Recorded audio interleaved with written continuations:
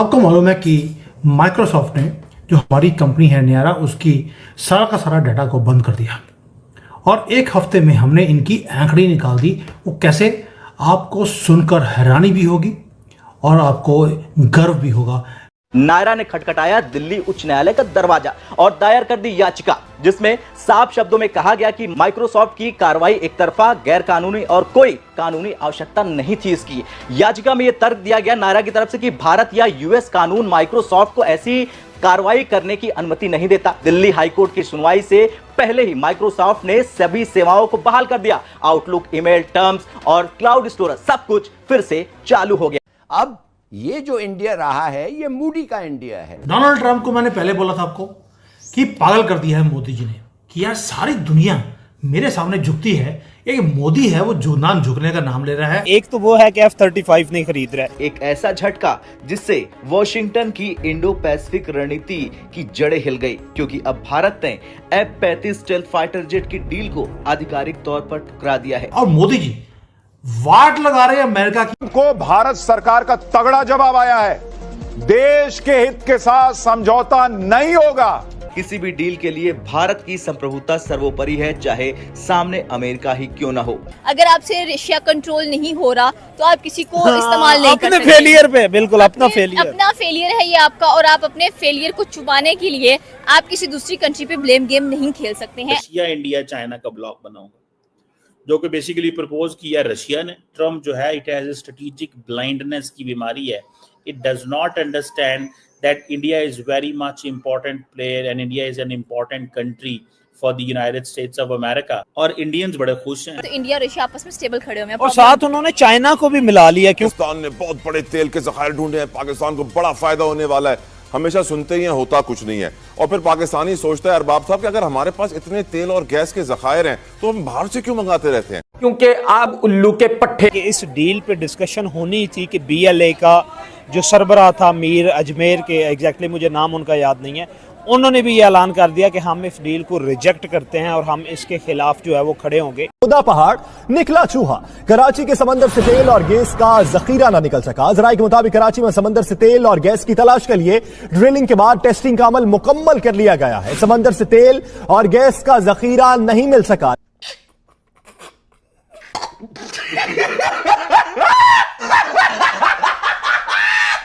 पाकिस्तानियों ने ट्रंप चाचा को लाहौरी चूरन चटा दिया और ट्रंप चाचा लाहौरी चूरन चाट के बेहोश हो गए।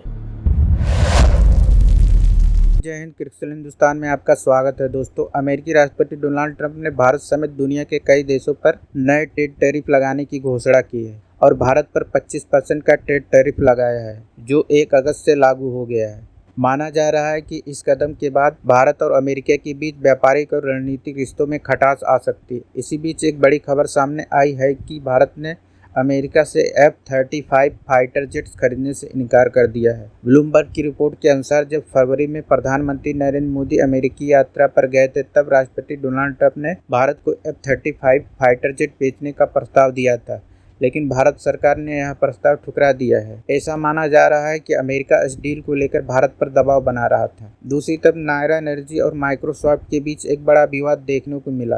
नायरा एनर्जी ने दिल्ली हाईकोर्ट में याचिका दायर की थी कि माइक्रोसॉफ्ट ने उनकी सभी सेवाएं जैसे outlook, team, Microsoft office, cloud service अचानक बंद कर दी थी। माइक्रोसॉफ्ट की यह कार्रवाई यूरोपीय यूनियन के कहने पर हुई थी, क्योंकि नायरा एनर्जी में 49% हिस्सेदारी एक रूसी कंपनी की है। नायरा एनर्जी का कहना है उन्होंने सभी लाइसेंस माइक्रोसॉफ्ट से वैध तरीके से खरीदे थे, फिर भी सर्विस को अचानक बंद कर देना व्यापार के लिए हानिकारक और अनुचित था। हाईकोर्ट में मामला पहुंचने के कुछ ही दिनों बाद कोर्ट के आदेश पर माइक्रोसॉफ्ट को अपनी सभी सर्विस बहाल करनी पड़ी।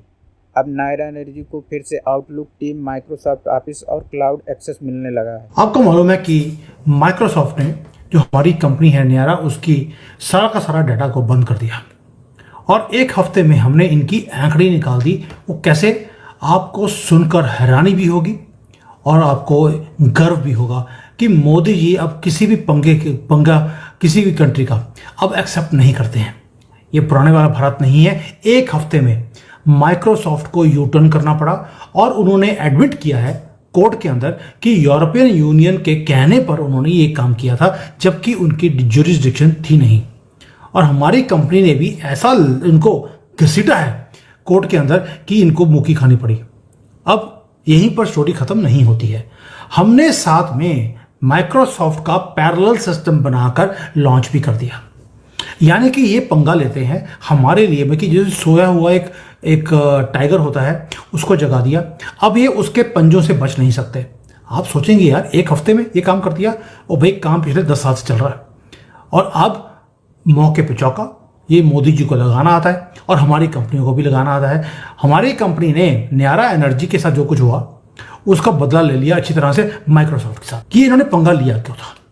उसका रीजन था कि हमने 4 लाख बैरल्स पर डे की रिफाइनरी कर हम रशिया से सस्ता माल लेते हैं और यूरोप को भी बेचना शुरू कर दिया। उससे 2 चीज़ें हुई।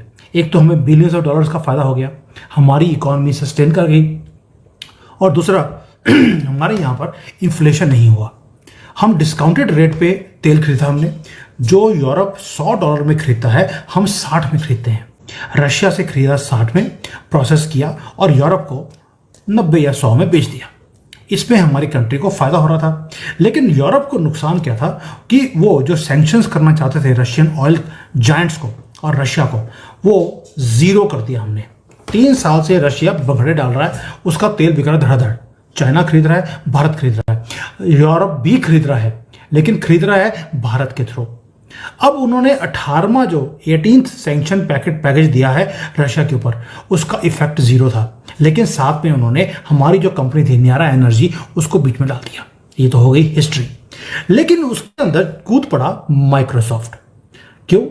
क्योंकि उन्होंने बोल दिया कि भाई कोई लीगल नोटिस नहीं दिया, कुछ नहीं किया। उन्होंने बोला आपके सारे के सारी ईमेल्स बंद, आपका पूरा डाटा फ्रीज, आप कोई काम कर ही नहीं सकते।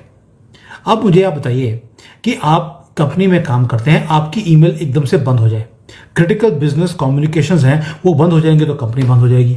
और यहीं पर टारगेट किया गया था भारत को, क्योंकि भारत यूरोपियन यूनियन को तेल बेच रहा है, पैसे बना रहा है, और हम इंडिपेंडेंट भी होते जा रहे हैं और बेच भी रहे हैं तो अपने करेंसी में, अपने तरीके से प्रॉफिट कमाकर। ये गोरे ये एक्सेप्ट नहीं कर सकते। क्यों? उनको लगता है यार हमने राज किया इनके ऊपर, ये आज हमें सामान बेचकर ये हमारे से पैसे बनाएंगे। और न्यारा जो कंपनी है, इसका तेल पोर्चुगल के पोर्ट के ऊपर पड़ा हुआ था, अनलोड नहीं करने दिया इन्होंने। 60,000 मेट्रिक टन का जेट फ्यूल ऑयल उन्होंने खरीदा, पेमेंट किया हुआ है, लेकिन उतारने नहीं दिया। इतनी दादागिरी दिखाई इन्होंने। और भारत ने क्या किया? भाई भारत ने मजा आ गया देखकर कि जैसे हमने इनको हिटबैक किया है। सिर्फ 6 दिन में माइक्रोसॉफ्ट के ऊपर हमने एक केस कर दिया और गए सीधा दिल्ली हाईकोर्ट में। और पहली बार है बिके हुए जजेस हमारे, उन्होंने माइक्रोसॉफ्ट का साथ नहीं दिया, हमारी कंपनी का साथ दिया है। पहली बात तो ये कि अगर हम लोग इंडिया और अमेरिका की एक हिस्ट्री की बात करें, ट्रेड हिस्ट्री की बात करें, तो इंडिया सबसे ज़्यादा लार्जेस्ट बिगेस्ट पार्टनर रह चुका है अमेरिका का। अगर ट्रेडिंग के लिहाज से हम लोग बात करें, वो तो अब भी है। वो अब भी था, अब नहीं है, बिकॉज ऑफ द ट्रम्प। ठीक है, ट्रम्प ने जो करतूते किए आने के बाद वो सबके सामने हैं। अगर आपसे रशिया कंट्रोल नहीं हो रहा तो आप किसी को इस्तेमाल नहीं कर सकते। अपने फेलियर पे, बिल्कुल अपना फेलियर है ये आपका, और आप अपने फेलियर को छुपाने के लिए आप किसी दूसरी कंट्री पे ब्लेम गेम नहीं खेल सकते हैं। And you are doing the same thing on India. ठीक है, अगर हम लोग बात करें तो रिसेंटली आपने ट्रम्प का एक ट्वीट भी देखा होगा जिसमें उन्होंने ये कहा है कि India and I we are very good friends. Good friend. ठीक है, एक तो रशिया से तेल खरीद कर वो क्यों खरीदे? एग्जैक्टली वो क्यों खरीद रहे हैं। और दूसरी बात ये है कि सबसे बड़े अगर हम लोग मिलिट्री इक्विपमेंट्स की बात करें तो वो इंडिया रशिया से ले रहा है।